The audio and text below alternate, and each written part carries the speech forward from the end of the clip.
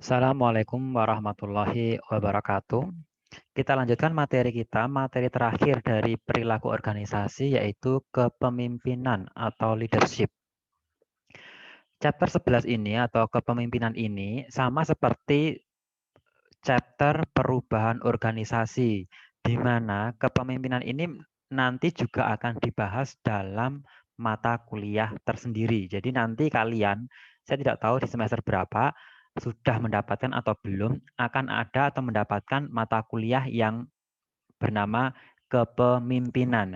Jadi chapter 11 ini menjelaskan terkait dengan kepemimpinan hanya sebagian kecilnya saja, hanya dasar-dasarnya saja. Nanti akan dipelajari lebih jauh, lebih mendalam di mata kuliah tersendiri. Nah, dalam perilaku organisasi, kenapa kepemimpinan ini penting untuk dibahas?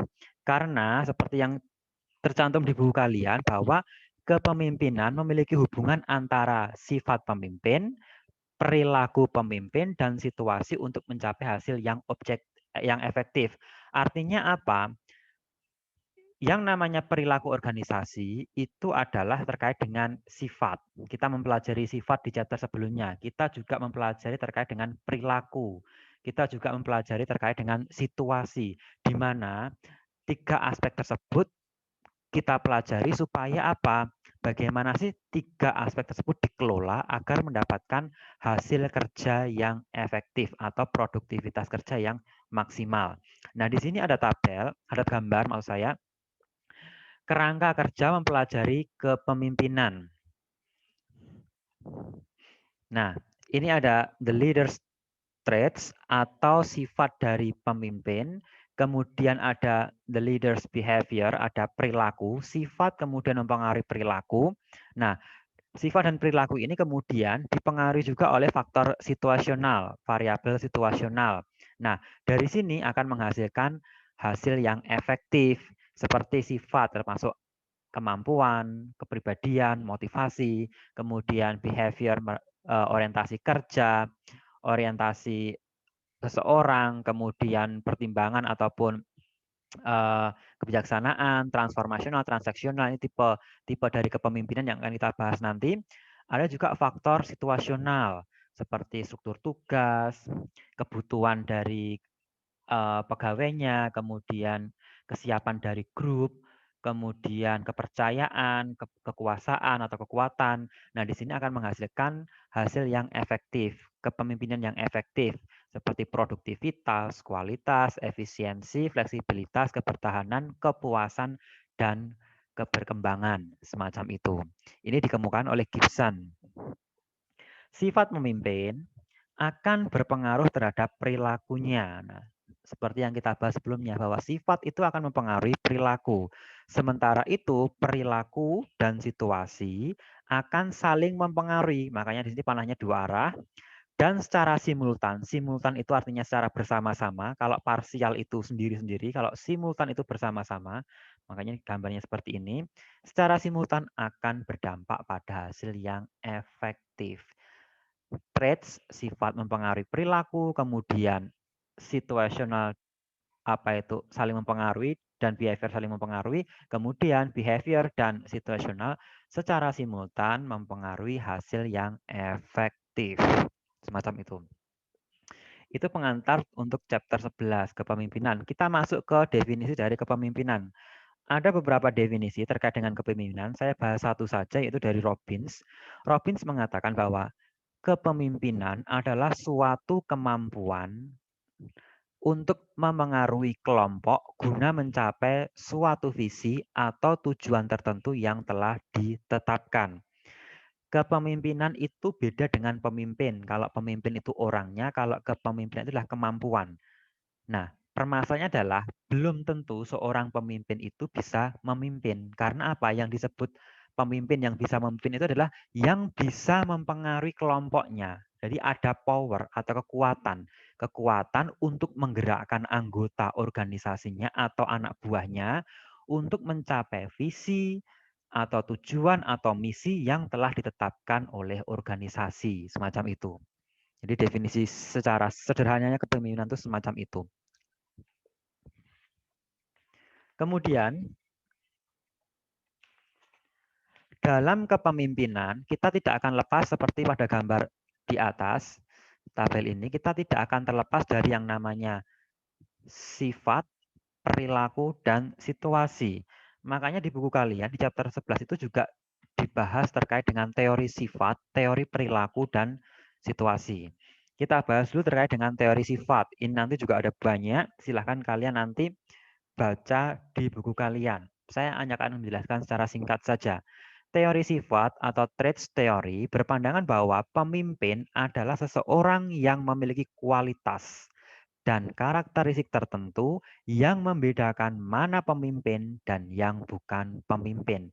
Jadi, menurut teori ini, bahwa orang, meskipun ada pernyataan setiap orang itu adalah pemimpin, pemimpin baik bagi dirinya sendiri ataupun lingkungan sekitar, tapi dalam terkait dengan jika dilihat dari sifatnya, seorang pemimpin itu bisa dibedakan dari mana yang memiliki jiwa kepemimpinan, mana yang tidak memiliki jiwa kepemimpinan. Ini menurut teori sifat. Nah, makanya pendapat tersebut bisa kita amati di dunia nyata, di mana terdapat orang-orang yang memiliki sifat luar biasa dari berbagai kalangan seperti pemerintahan, pengusaha, akademisi, militer, dan lain-lain. Contoh, ini yang mungkin pemimpin-pemimpin nasional ataupun internasional yang kalian kenal. Warren Buffett, ini salah satu orang terkaya di dunia. Jeff Bezos pemilik Amazon, Ridwan Kamil, Insinyur Soekarno, Bung Tomo, Nelson Mandela, dan beberapa tokoh dunia lainnya.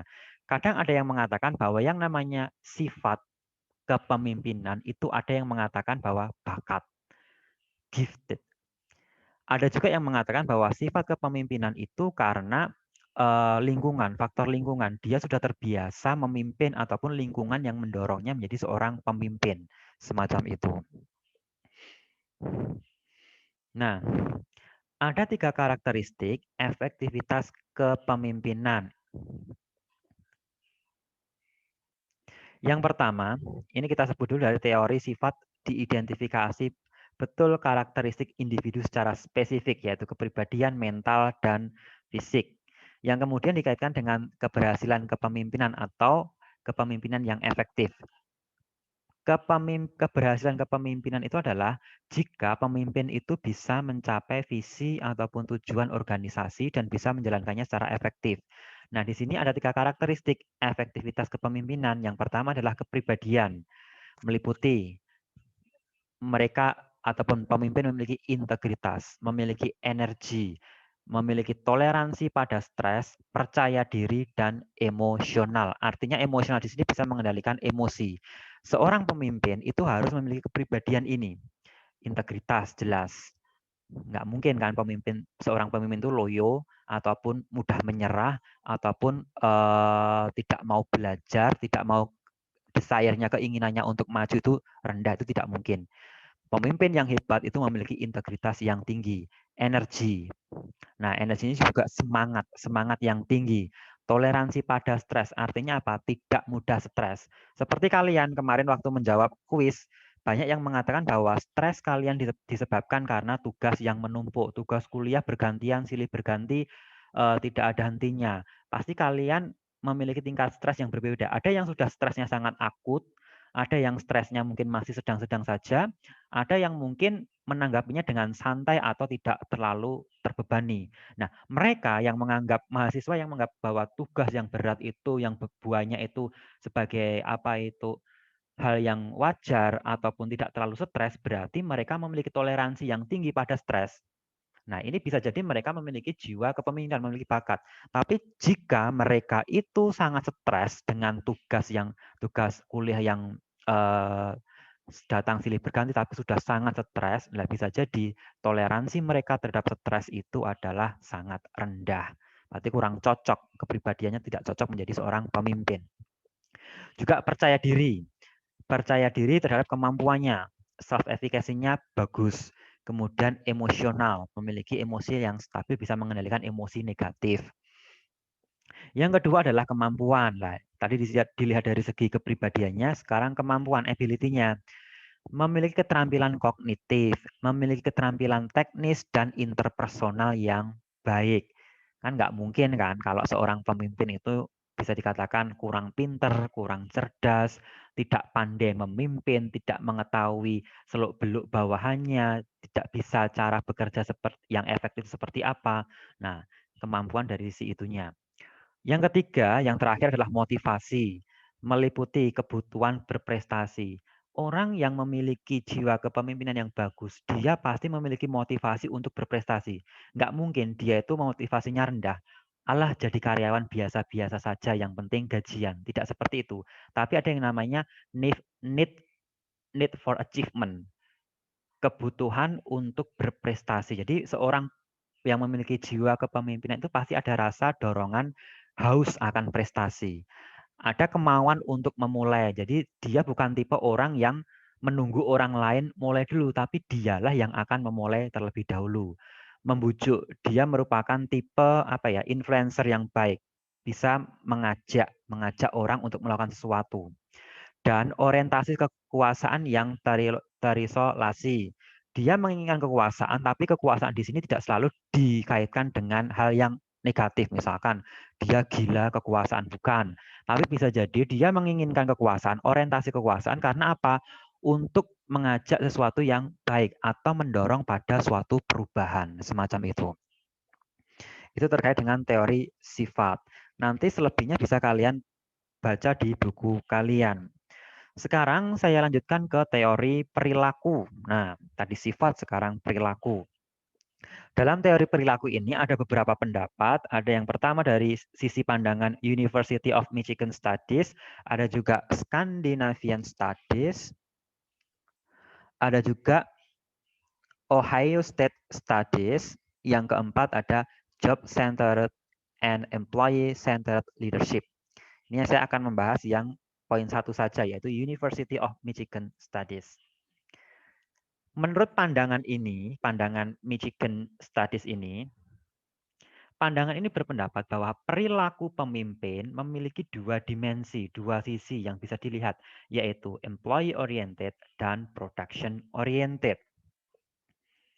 Pemimpin yang memiliki dimensi orientasi pada pekerja, yaitu berarti employee oriented, maka mereka akan menekankan perhatiannya pada hubungan interpersonal, serta memberikan perhatian lebih pada kebutuhan pekerja dan mentoleransi perbedaan individu di antara anggota kelompoknya.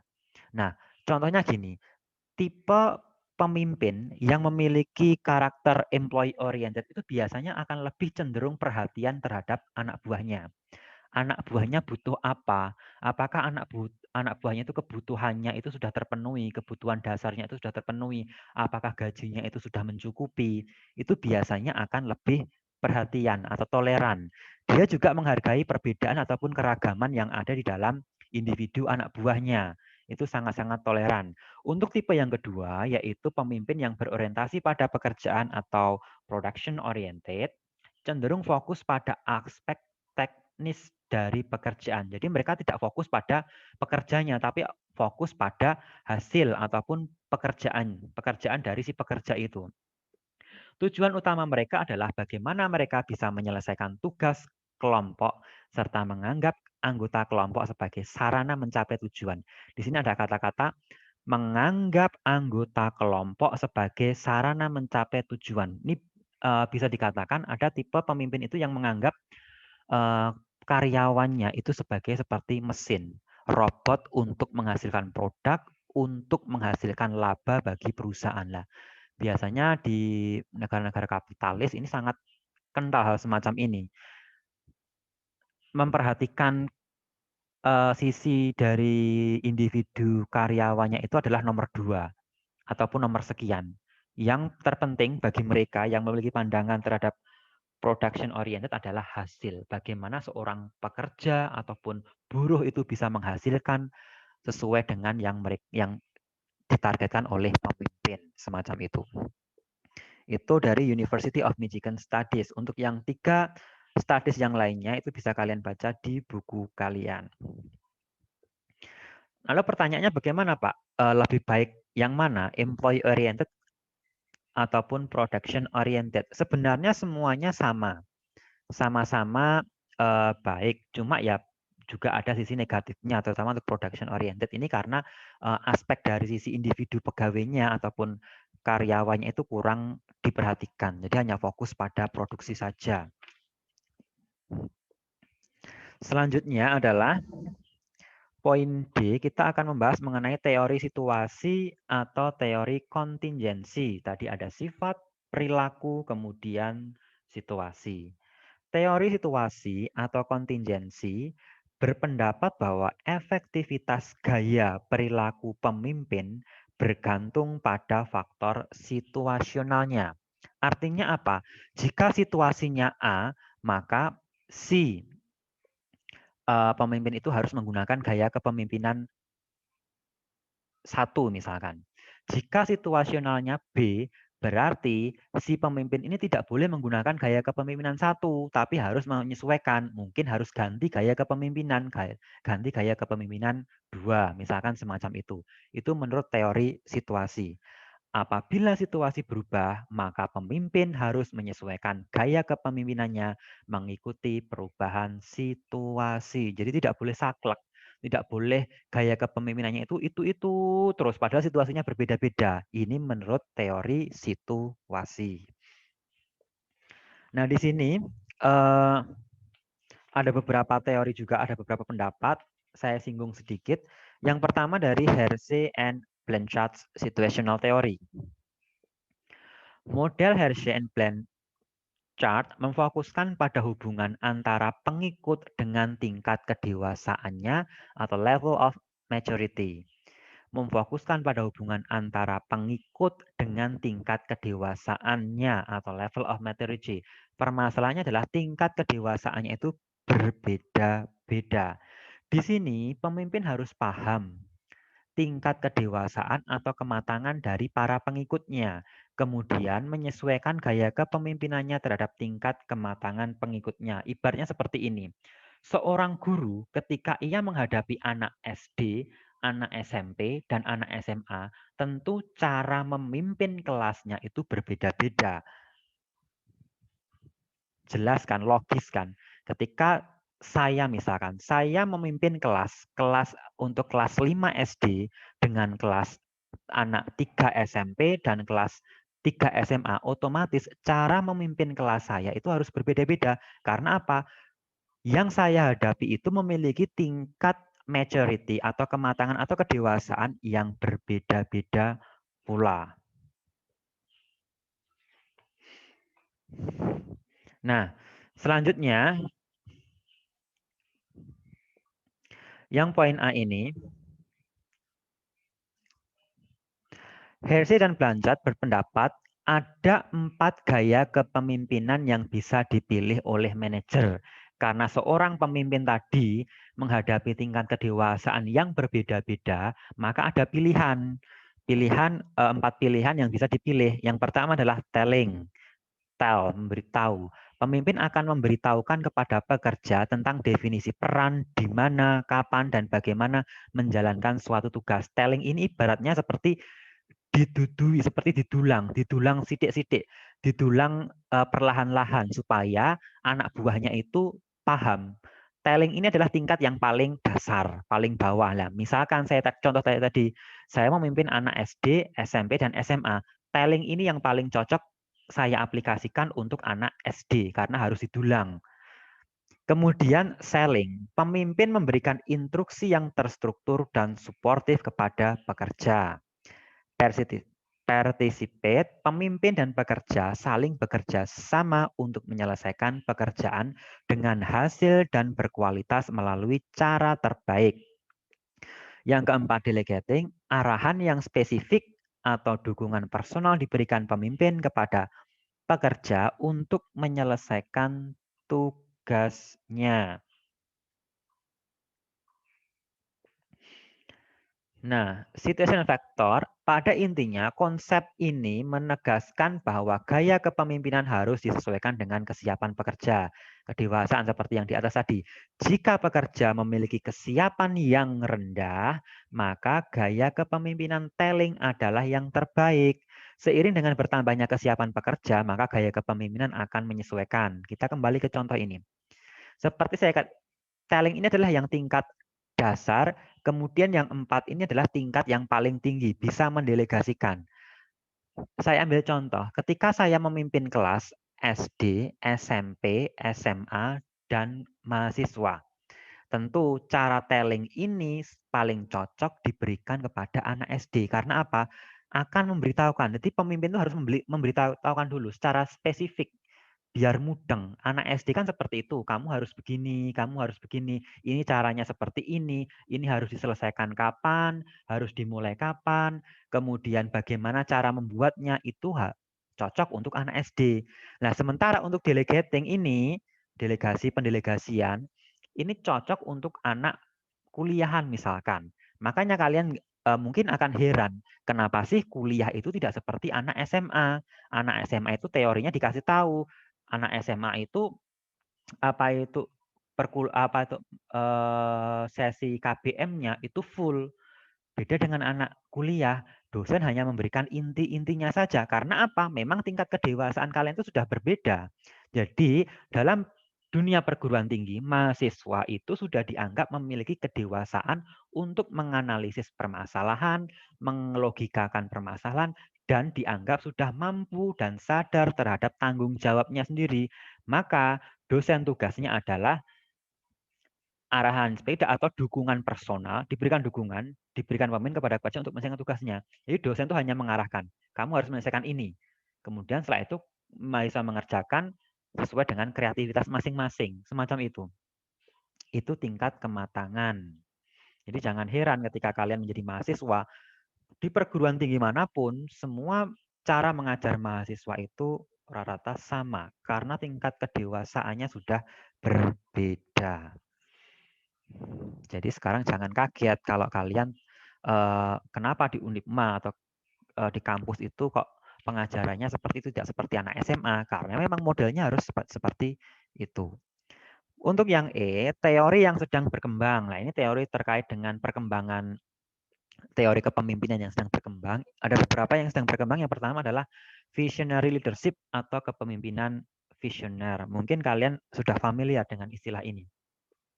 Adalah bentuk gaya kepemimpinan yang mampu menciptakan misi masa depan yang realistik, atraktif atau menarik, dan kredibel bagi organisasi serta mampu membawa organisasi ke arah yang lebih baik. 3 kualitas yang wajib dimiliki pemimpin visioner yaitu sebagai berikut. Nah, seorang pemimpin dikatakan dia visioner atau tidak itu menurut Robin ada 3 aspek ini. Yang pertama, kemampuan untuk menjelaskan visi. Pemimpin harus bisa membuat visi yang jelas, baik secara lisan maupun tertulis, sehingga bisa dilaksanakan oleh para pengikutnya. Yang kedua, yang A ini artinya visinya tidak abstrak, tapi jelas. Meskipun dia bisa melihat atau bisa memprediksi masa depan, misalkan 5 tahun yang akan datang, 10 tahun yang akan datang, perusahaan kita harus bergerak maju. Lah, majunya itu seperti apa? Si pemimpin ini harus bisa menjelaskan secara spesifik. Oh, kita akan menuju pada perubahan teknologi. Kita akan sekian kita memiliki target yang sekian itu jelas sehingga bisa dipahami oleh bawahannya, tidak ambigu. Yang kedua, visi tersebut harus diwujudkan dalam perilaku pemimpin. Nah, pemimpin tidak cuma bisa kowar-kowar saja, tapi juga harus bisa diwujudkan dalam perilaku pemimpinnya. Artinya apa? Pemimpinnya tidak boleh munafik. Iso ngomong tapi ora iso ngelakoni.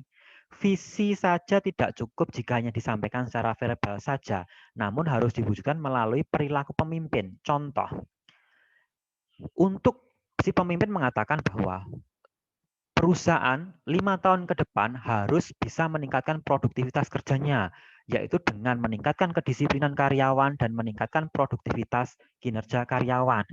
Di sini pemimpin tidak boleh mencontohkan datangnya terlambat, kerjanya malas-malasan, kemudian kerjanya juga tidak sesuai dengan target ataupun tidak sesuai dengan SOP. Lah ini artinya apa? Pemimpin hanya bisa mengatakan tapi tidak bisa melakukan, tidak bisa memberikan contoh. Yang C, visi dapat diperluas pada konteks kepemimpinan yang berbeda. Artinya, visi bisa diaplikasikan pada berbagai situasi, fleksibel. Nah, susah dong Pak, susah memang. kepemimpinan yang visioner ini biasanya hanya dimiliki oleh orang-orang yang cerdas saja. Makanya jadilah orang yang cerdas biar kalian menjadi pemimpin yang visioner. Seperti itu.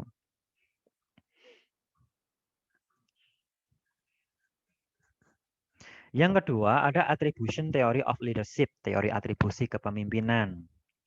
Tugas atribusi pemimpin adalah mengategorikan penyebab perilaku pengikutnya dalam 3 sumber dimensi, yaitu konteks, entity, dan person.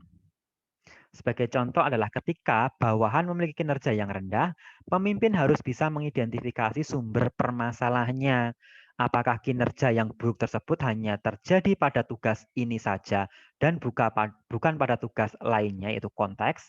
Apakah kinerja buruk dikarenakan tugas yang diembannya entity atau karena faktor manusianya yang memiliki kemampuan yang kurang atau person?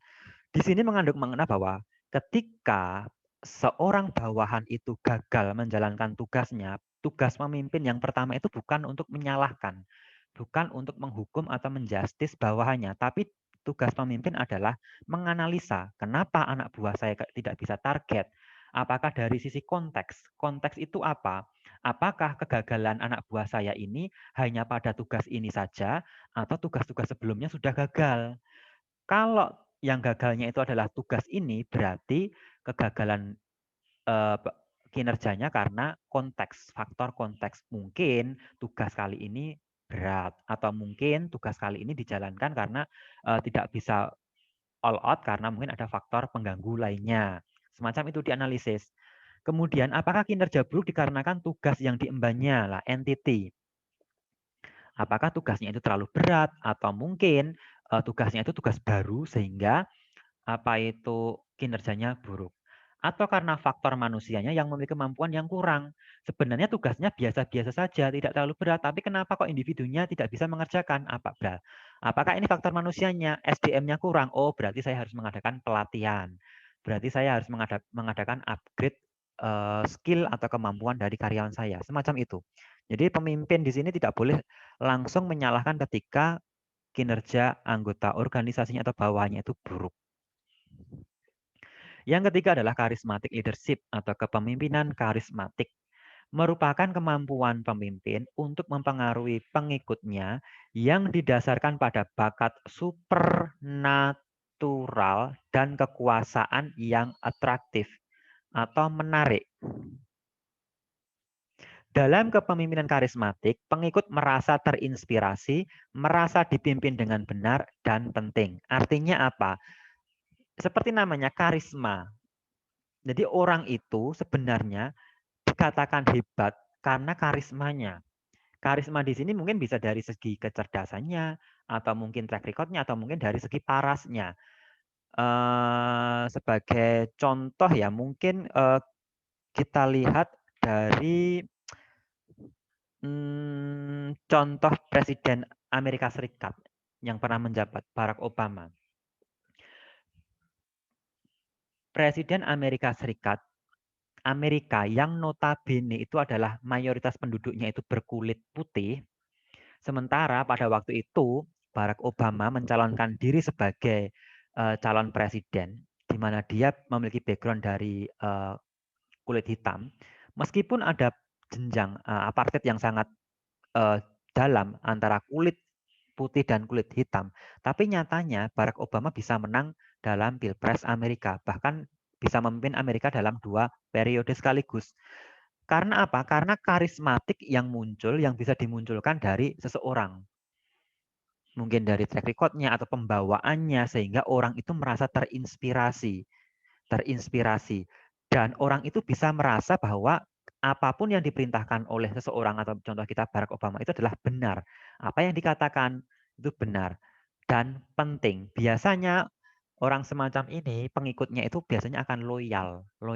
Nah, bahayanya kalau kita loyal itu pada seseorang, pada manusia, kalau seseorang itu yang kita loyal, yang kita anggap sebagai berkarisma itu berbuat kesalahan, maka biasanya pengikutnya itu tidak akan terima, akan membela mati-matian. Saya merasa bahwa si A itu memiliki kepemimpinan yang karismatik. Saya loyal kepada si A. Ketika si A itu melakukan kesalahan dan dihukum, bisa saja saya sebagai penggemarnya itu merasa tidak akan terima. Nggak mungkin si A melakukan kesalahan, si A kan baik, si A kan berbudi luhur misalkan, semacam itulah. Jadi saran saya, ketika kalian memiliki sosok yang kalian anggap sebagai pemimpin karismatik, boleh, tapi yang wajar-wajar saja. Karena yang namanya manusia itu tetap pernah atau bisa membuat kesalahan. Seperti itu. Nah, karakteristik pemimpin karismatik menurut Conger dan Kanungo dalam Robbins ada ini. 5. Vision and articulation, personal risk, environmental sensitivity, sensitivity to followers' needs, unconventional behavior. Itu 5 karakteristik dari pemimpin karismatik. Selanjutnya ada transformational leadership, kepemimpinan transformasional. Ini sudah sering sekali dibahas. Adalah bagaimana pemimpin mampu merubah organisasi dengan menciptakan, mengkomunikasikan, dan membuat model visi bagi organisasi, serta menginspirasi pekerja agar bisa mencapai visi organisasi. Kepemimpinan transformasional mengarahkan organisasi pada tindakan yang lebih baik. Transformasi berarti berubah, mengajak pemimpin yang bisa mengajak anggotanya, bawahannya untuk ke arah yang lebih baik. Ini bisa kaitan dengan perubahan organisasi.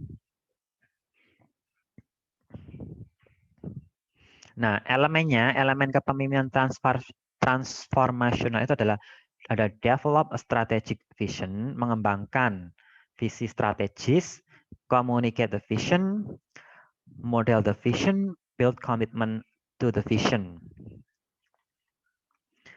Yang terakhir adalah transactional leadership. Kalau tadi transformasional, transformasi, berubah. Kalau sekarang transactional leadership, transaksi. Nah, yang namanya transaksi itu pasti ada imbal balasnya, iming-imingnya. Adalah kepemimpinan yang dilakukan dengan menghubungkan kinerja pada penilaian reward dan memastikan bahwa pekerja memiliki sumber daya yang diperlukan dalam melaksanakan pekerjaannya. Gampangannya, kepemimpinan transformasional ini adalah pemimpin di mana dia itu ngiming-ngimingi, suka ngiming-ngimingi anak buahnya. Kalau kamu misalkan bisa berkinerja dengan baik, kamu akan mendapatkan hadiah. Kamu akan mendapatkan bonus. Kamu akan mendapatkan reward. Baik rewardnya berupa finansial, ataupun naik jabatan, ataupun pengembangan karir, ataupun yang lainnya. Itulah tipe pemimpin transaksional. Dalam kepemimpinan transnasional, pemimpin akan mempertimbangkan kebutuhan atau keinginan pekerja sehingga mereka bisa mencapai kinerja yang menghasilkan reward yang memuaskan. Artinya apa? Pemimpin itu akan menganalisis yang dibutuhkan oleh pekerja saya itu apa? Uang, gaji, bonus, atau jenjang karir.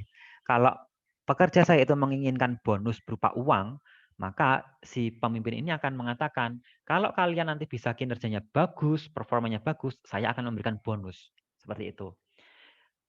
Dianalisis ternyata kebutuhan bawahannya itu adalah jenjang karir. Oke, berarti ganti strategi.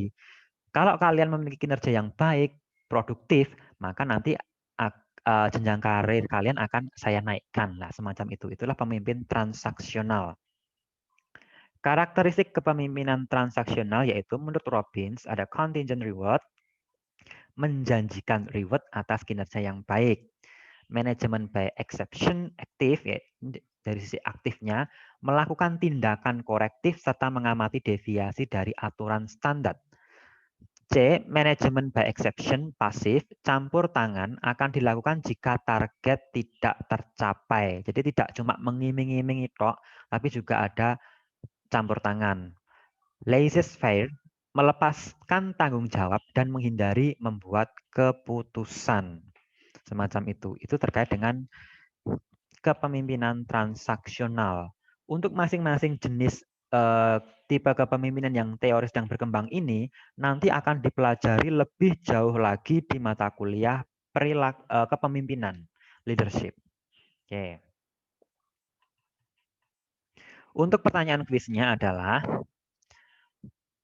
pernahkah sebutkan menurut kalian, entah itu tokoh nasional ataupun tokoh internasional yang menurut kalian memiliki tipe pemimpin yang visioner atau karismatik.